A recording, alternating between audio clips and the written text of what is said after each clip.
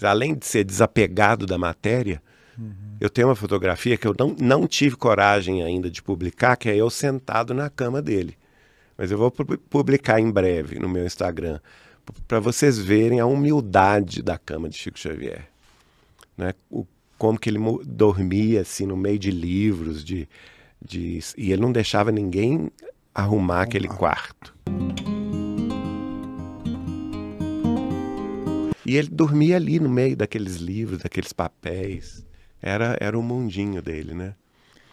Uma vida muito simples, muito sem qualquer vaidade, sem qualquer pretensão de ser famoso, sem qualquer subida no salto vamos dizer, do ego, da vaidade. Do ego, da vaidade. Ele se colocava como um de nós, né?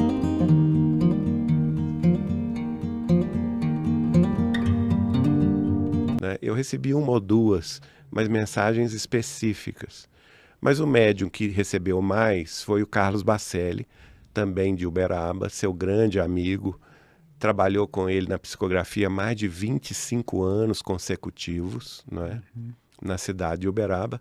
E tem um livro que o Bacelli publicou, que ali é a cara de Chico Xavier, que chama-se Doutrina Viva, de psicografia do Bacelli pelo espírito de Chico Xavier. O Carlos Bacelli, que era amigo pessoal dele de 25 anos.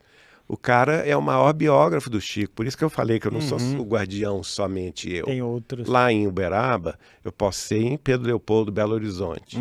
Mas lá em Uberaba tem o Carlos Bacelli, que além de conviver com ele 25 anos consecutivos, frequentando todas as reuniões, que o Chico tinha reunião pública sexta e sábado, a reunião de fraternidade que ele ia para a periferia de Uberaba, distribuir alimentos, cobertores no frio, brinquedo para o Dia das Crianças, presentes de Natal para os mais pobres, era todo sábado às 14 horas. Estava o Bacelli e a esposa dele, a Márcia, lá, né?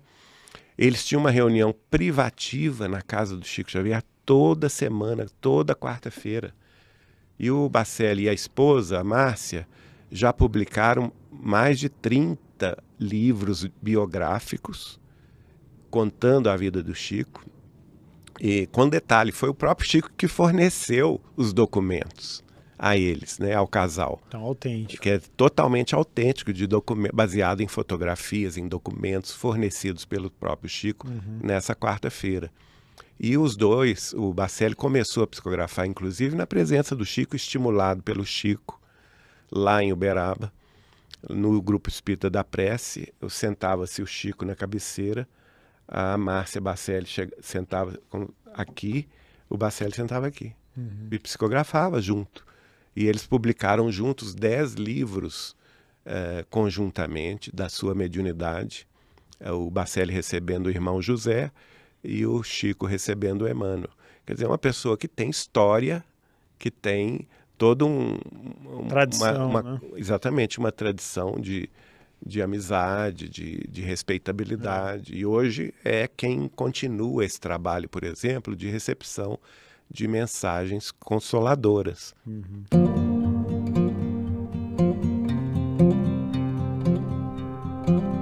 O segundo livro que nós publicamos, que é a história antiga, né, do primeiro século do cristianismo, de uma grande personagem, que foi Inácio de Antioquia. E o Inácio de Antioquia foi um discípulo de João Evangelista, que a gente acredita também ser o Chico. Era como se eu estivesse vendo um filme em 3D, né, que hoje a gente tem cinema em 3D e tal, só que eu era um observador, eu não era um personagem. Estava vindo de fora, em terceira pessoa. Estava de fora, observando todas as cenas. Foi aí, recebendo este livro, que eu tive depois a certeza de que o Chico Xavier é João Evangelista, discípulo de Jesus. Por quê? Todas as vezes que João Evangelista, aliás, é o personagem principal, não é o Inácio. Esse livro praticamente é a história de João Evangelista.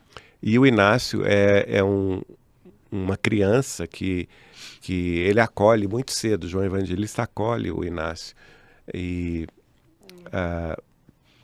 o que eu não entendia, porque toda vez que eu via as cenas de João Evangelista, eu via Chico Xavier. E eu não entendi e perguntava ao Teófilo, mas eu estou vendo Chico Xavier, não estou vendo João Evangelista. E ele não me respondia. Ele não me explicava. Olha como é que a mente da gente é tapada. Porque eu via a cena, eu experimentava as emoções, mas eu não entendia que era o Chico. O Ivanir mediunizado do irmão José ficava na minha frente e as questões que eu tinha psicografado, eu perguntava mentalmente para ele. Eu não falava, eu perguntava pela mente. Irmão José, eu estou vendo isso, eu estou vendo toda vez que aparece o João Evangelista, eu vejo o Chico, eu não estou entendendo. Olha só, nem vendo eu acreditei, né? Aí ele me responde pela voz: Geraldinho, isso que você está vendo é simples, meu filho, está na sua cara e você não está reconhecendo. O nosso amigo, nosso irmão Chico Xavier e o apóstolo João são a mesma personalidade, em corpos diferentes, em épocas diferentes. É o mesmo espírito. Aí que eu falei assim, meu Deus do céu, mas como eu sou tapado. Então, seus estudos, a gente chegou, que era o Chico Xavier, o Allan Kardec e o João Evangelista. O João Evangelista. Essas três pessoas são as... Tem mais algum? Espírito, tem vários, né? Francisco de Assis. Francisco de Assis também. Antes, ele teve reencarnações, porque ele vai se revelar um espírito que foi degradado também de capela, não é?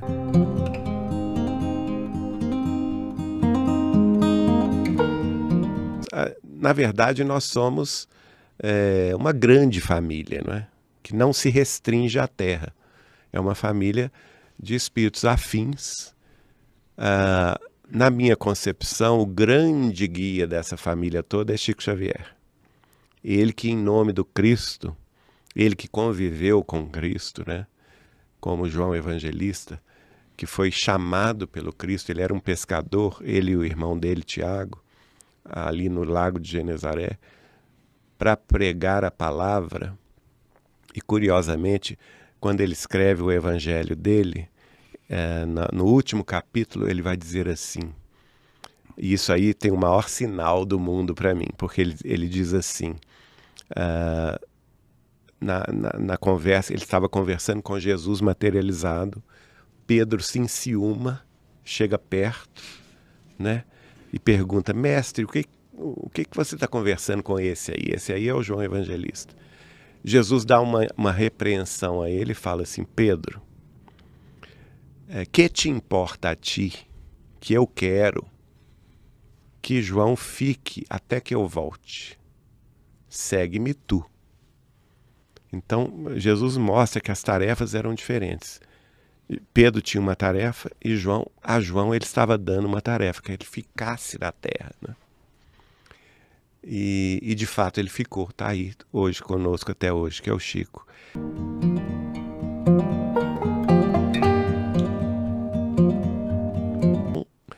Ele conseguiu muito bem desempenhar essa tarefa e Jesus sabia muito bem quem que ele escolheu para desempenhar essa função. E quem ele escolheu só podia ser uma pessoa muito ligada a ele. Inclusive no próprio Evangelho de João, o Evangelista, ele se refere a si mesmo como um discípulo amado. Então, eu não tenho dúvida nenhuma, quando eu recebi esse livro Inácio de Antioquia, que conta a história de João Evangelista, conta a história de uma vida de Emmanuel, que foi a vida posterior à dele como senador romano Públio Lentulus, que está descrita no livro que o Chico recebeu há 2000 anos.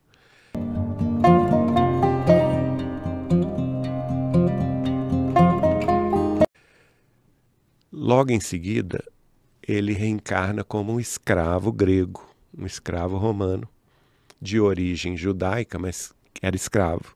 Quer dizer, o senador na vida seguinte, 50 anos depois, que é o nome do livro, chamado 50 anos depois, virou escravo.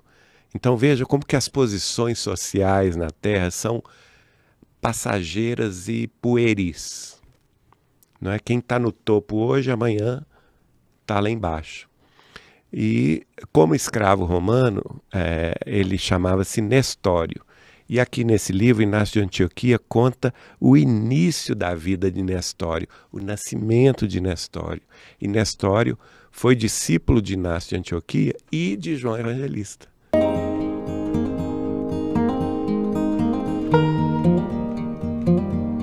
O Chico dizia que nunca passou um século sem que um dos apóstolos do Cristo estivesse reencarnado.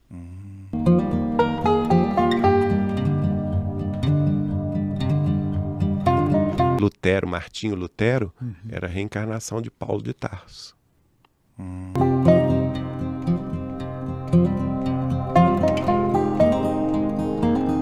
Joana d'Arc, por exemplo, era a reencarnação de Judas Iscariotes. Foi como Judas Iscariotes resgatou a sua dívida com o Cristo.